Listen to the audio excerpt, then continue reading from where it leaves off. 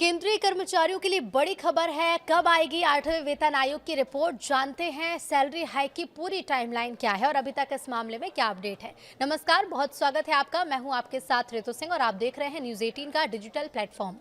8वें वेतन आयोग को लेकर इस वक्त चर्चाएं तेज हो गई हैं। केंद्रीय कर्मचारी और पेंशनर्स की नजर इस वक्त फिटमेंट फैक्टर पर है, जो सैलरी और पेंशन में बढ़ोतरी तय करने में भूमिका निभाता है।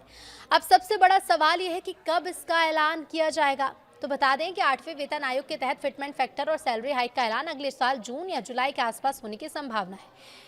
इतिहास ये बताता है कि केंद्र सरकार जब भी कोई नया वेतन आयोग गठित करती है तो उसकी समीक्षा, हितधारकों के साथ बातचीत और अंतिम रिपोर्ट तैयार करने में कम से कम 18 से 24 महीने यानी कि 1.5 से 2 साल का समय लगता है।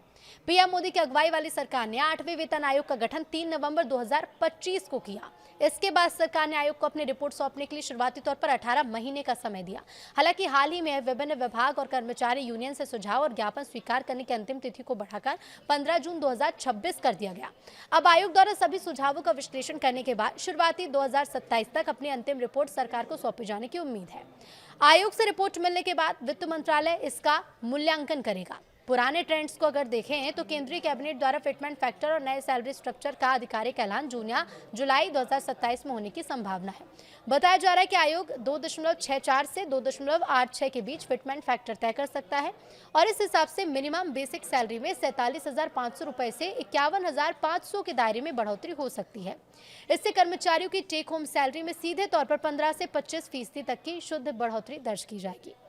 एरियर को लेकर नियम क्या है वो भी जान लीजिए। तो कर्मचारियों के मन में अब ये भी सवाल आ सकता है कि अगर ऐलान 2027 में होगा तो 1 जनवरी 2026 से लेकर घोषणा की तारीख तक के समय का क्या होगा। तो केंद्र सरकार का ये नियम है कि नया वेतन आयोग हमेशा अपनी तय तिथि, जो कि इस बार 1 जनवरी 2026 से ही प्रभावी मानी जाएगी, यानी कि जून या जुलाई में जब कैबिनेट की इस पर मुहर लग जाएगी तब से बढ़ी हुई सैलरी मिलनी शुरू हो जाएगी। इसके साथ ही 1 जनवरी 2026 से लेकर लागू होने वाले महीने तक की पूरी बढ़ी हुई रकम यानी कि बेसिक पे प्लस डीए कर्मचारियों और पेंशनर्स को एरियर के रूप में एक साथ दिया जाएगा।